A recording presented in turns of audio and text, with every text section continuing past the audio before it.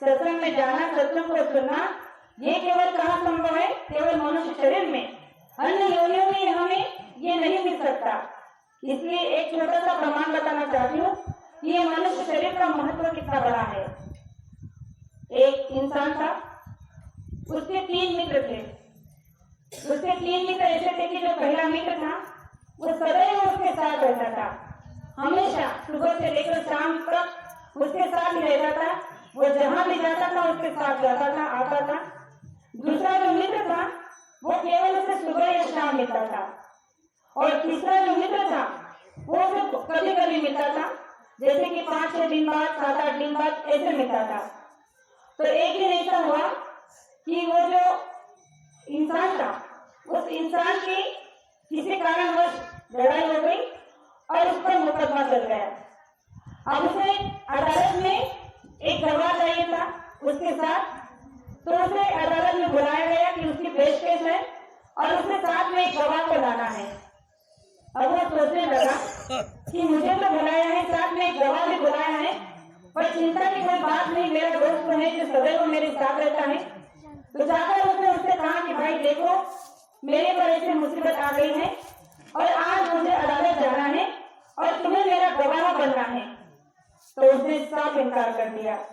उसने कहा कि भाई मुझे माफ करो, आज मेरा बहुत जरूरी काम है, मैं नहीं आ सकता, और उसने मना कर दिया।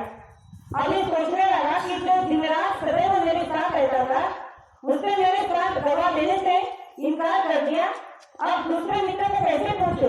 वो तो केवल सुबह शाम मिलता है। लेकिन फिर भी सोचा कि अभी कहीं मेरे पास चारा नहीं है, जाकर पूछ लेता हूँ। जब वो दूसरे मित्र के पास गया और उसे पूछा कि भाई तुम मेरे साथ अदालत तक चलोगे, तो उसने कहा कि ठीक है, मैं तुम्हारे साथ चलूंगा, लेकिन अदालत तक चलूंगा, दरवाजे तक, अंदर नहीं आऊंगा, यानी कि गवाह बनने के लिए अंदर नहीं आऊंगा। उसने कहा तो ये तो मैं भी, बाहर तक तो मैं भी जा सकता हूँ, लेकिन अंदर तक मुझे तुम्हारी जरूरत है गवाह की, और इसलिए मैं तुम्हें मेरे साथ ले जाने के लिए बोल रहा हूँ। तो उसने भी मना कर दिया। अब जो था तीसरा मित्र, जो उसे कभी कभी हफ्ता में एक बार मिलता था, तो उसने सोचा कि चलो इसे ही पूछ कर देखते हैं, शायद यही मेरे काम आ जाए।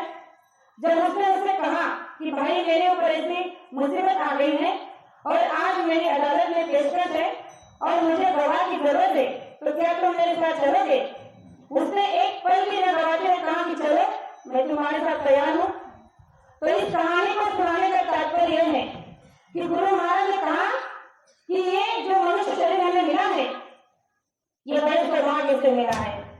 तो गुरु महाराज ने कहा कि उस इंसान के जो 3 मित्र थे वो हमारे साथ, हमारे पास हमेशा है। पहला मित्र जो था, जो उसके सदैव उसके साथ रहता था, वो है हमारा शरीर, जो दिन रात हमारे साथ रहता है, सदैव एक पल के लिए भी हमसे कभी जुड़ा नहीं होता, वो शरीर हमारे साथ रहता है। लेकिन जब हमारे साथ यानी कि सांसों की पूंजी खत्म हो जाती है, तो ये शरीर के साथ छोड़ देता है। और जो दूसरा मित्र था, जो कह रहा था कि मैं अंदर नहीं आऊंगा, बाहर तक ही तुम्हारे साथ चलूंगा, दरवाजे तक ही चलूंगा, तो वो हमारे नाते रिश्तेदार, माता पिता, भाई बहन, सगे संबंधी, जो मरने के बाद केवल शमशान तक आते हैं, हमारे साथ नहीं। तो गुरु महाराज ने कहा कि वो दूसरा मित्र उसका वो था हमारे सगे संबंधी, जो कभी हमारे साथ नहीं आ सकते। और तीसरा है हमारे कर्म। गुरु महाराज ने कहा कि तीसरे है वो आपके कर्म, जो जीते जीते आपके साथ रह सकते हैं, मरने के बाद भी दरबार में आपके साथ आ सकते हैं। तो इस पर हमें ये सोचना है कि जब मनुष्य शरीर मिला है जो कभी साथ नहीं दे सकता, जो नाशवर है, सगे संबंधी मिले हैं जो कभी काम नहीं आ सकते, तो इनमें हमें क्यों रचना है? अगर काम कुछ करना ही है तो कुछ ऐसा करो कि जो कर्म करने के लिए मनुष्य शरीर मिला है, तो कर्म ही अच्छे करे।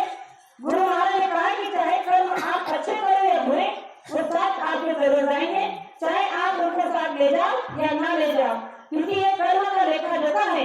ये देश कर्म प्रधान है, या कर्म को प्रधानता दी गई, इसलिए कहा है कि कर्म प्रधान विश्व से आका, जो देश कर्म करे तत्पर चाहता। अगर आज हम बुरे कर्म करते हैं तो उसके बुरे ही फल भोगने पड़ते हैं, अगर अच्छे कर्म करते हैं तो अच्छा फल मिलता है, लेकिन ये कर्म हमारे साथ ही जाते हैं। इसीलिए तो तीसरा मित्र था जिसने कहा कि मैं तुम्हारे साथ चलने के तैयार हूँ, वो है हमारे कर्म। तो हमें अपने कर्मों पर ध्यान देना चाहिए। अभी जो ये मौका मिला है ये बार बार नहीं मिल सकता। इसीलिए गुरु महाराज ने कहा कि सबसे उच्चतम देह अगर कोई है तो ये मनुष्य का शरीर, जो हमें आपको बड़े सौभाग्य से मिला है। इसीलिए तो कहा कि बड़े भाग मानुष पावा, सुर बिगड़े सब दर्शन गावा। सभी ग्रंथ में इसी बात का जिक्र किया गया है कि सबसे उच्चतम देह केवल मनुष्य शरीर है, जिसे प्राप्त करने के लिए स्वर्ग में रहने वाले 33 करोड़ देवी देवता इच्छा करते हैं कि मृत्यु लोक में अगर हमें मनुष्य का शरीर मिल जाता तो आज हम भी गुरुद्वारा में जाकर सत्यों को सुन रहे होते। तो ये सौभाग्य केवल हम आप लोगों को मनुष्य को ही प्राप्त हुआ है, लेकिन आज का मानव इस बात को भूल चुका है। आज का मानव यही समझता है कि मनुष्य शरीर मिला है संसार करने के लिए, बाल बच्चे पैदा करने के लिए, घर जमीन जायदाद खरीदने के लिए, गाड़ी बंगला बनाने के लिए, और इसी में खत्म हो जाता है। तो गुरु महाराज ने कहा कि मैं आपसे ये कभी नहीं कहता हूँ कि आप संसार को छोड़ दो। अरे संसार के करने के लिए तो आपको मनुष्य शरीर मिला है, लेकिन इस संसार में उतना ही रहो जितनी जरूरत है, उतना ही कमाओ जितनी जरूरत है। मैं पूछना चाहती हूँ कि यहाँ पर जितने भी भाई बहन माता पिता हैं, जिनके पास में जितना चाहे धन रुपए बैंक बैलेंस पैसा हो, जमीन जायदाद गाड़ी बंगला हो, क्या आपने कभी देखा है कि दुनिया से कभी कोई अमीर से अमीर इंसान इस दुनिया से गया है? क्या वो साथ में कुछ लेकर गया है? कुछ नहीं लेकर गया है। यहाँ तक कि अपने साथ अपने परिवार को नहीं ले जा सकता तो धन दौलत की बात तो दूर है। तो गुरु महाराज ने कहा जब आपने इतना इकट्ठा किया, जिसके लिए मेहनत की, दिन रात किया, झूठ बोला, फरेब किया, चोरी की, बेईमानी की और इतना कमाया, लेकिन उसका क्या मतलब? जो साथ गया ही नहीं।